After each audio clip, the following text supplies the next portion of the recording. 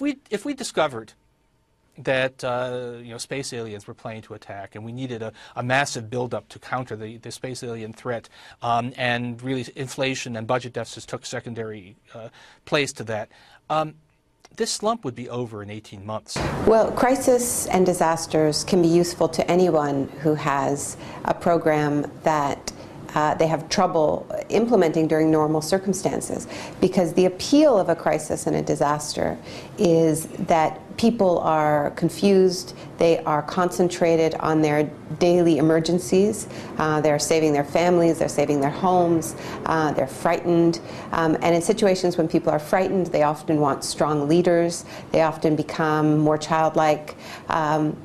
Disasters can also be opportunities for people to react differently. People can overthrow their leaders in a crisis. People can be more independent, but they also have this ability. They have this ability to serve leaders with an undemocratic agenda. And I have to confess that this is, in a sense, a depressing time to be an economist.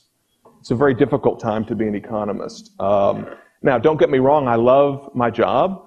I love teaching and researching and studying about the free market, about the capitalist economic system, about the entrepreneur, about liberty, about human flourishing. But, the last year and a half to 2 years, this has not been a good time to be sort of a sound economist. Think about all the things that have gone on in our economy. You have the bank and industry bailouts. This is something that nearly every competent economist opposes. Even if you were, wouldn't John Maynard Keynes say that if you could employ people to dig a ditch and then fill it up again, that's fine. They're being productively employed. They pay taxes. So maybe Boston's big dig was just fine after all. Keynes is back in the spotlight, at least in the public eye. And among most of the intelligentsia, the Keynesian, this is the great Keynesian moment, the great resurrection of a theory, an approach to the economy that to most professional economists had long since been dead and buried. If there are any of you economic students in the crowd, most of us were taught that the Keynesian approach, which became dominant after World War II, through the 1960s, was sort of beaten back by first the monetarist and then the so-called rational expectations or new classical counter-revolutions in the late 1970s and 1980s. But it has come back. Keynesian economics has returned with a vengeance. Now, to the Austrian economists, the Keynesian doctrine was in its original form and remains even in its fancy dressed-up form today, nothing more than a tissue of fallacies, a resurrection of long discredited underconsumptionist fallacies that no serious economist before 1936 gave any thought to. What will the people who helped win his historic victory ask of Obama now?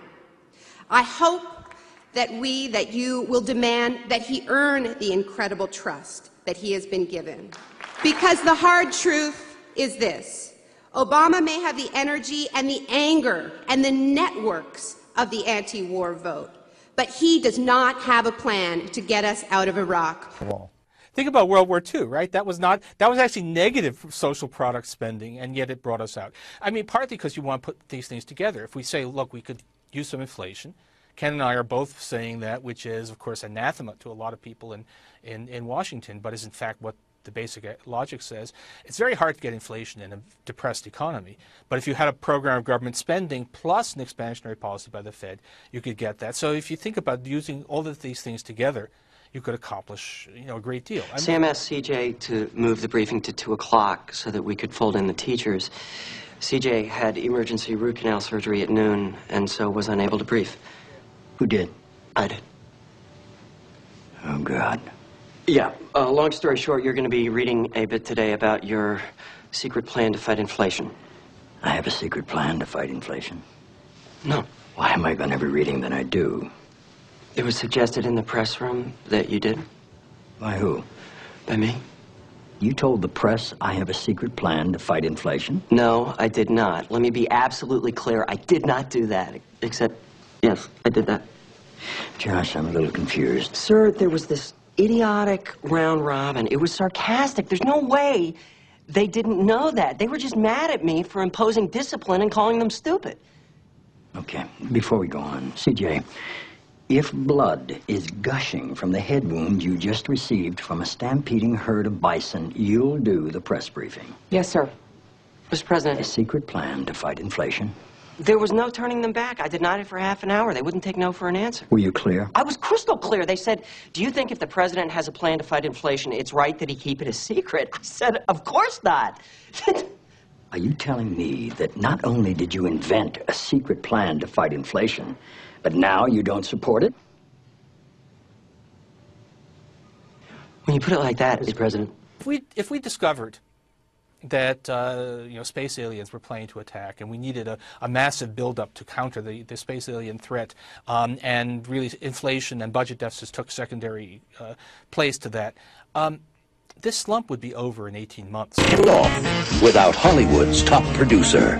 Do I know you? We have some mutual friends in Washington. Why come to me? We want you to produce. You want me to produce your war? Not a war, it's a pageant. We need a theme, a song, some visuals. We need, it's a pageant. New Line Cinema presents. How close are you to this? What do you want the kid to say? All the spectacle. I know we're all concerned for the president. I know we're all concerned for the president. I know that we are all concerned for the president. He didn't sell the line. All the drama. And then if we discovered, whoops, we made a mistake. There aren't actually any space aliens. So we need Orson Welles, is what you're saying. No, there was a Twilight Zone episode like this in which scientists fake an alien threat in order to achieve world peace. Well, this time we don't need it. We need it in order to get some fiscal stimulus. Infrastructure spending, if it were well spent, that's great. I'm all for that. I'd borrow for that, assuming we're not paying Boston big dig kind of prices for the infrastructure.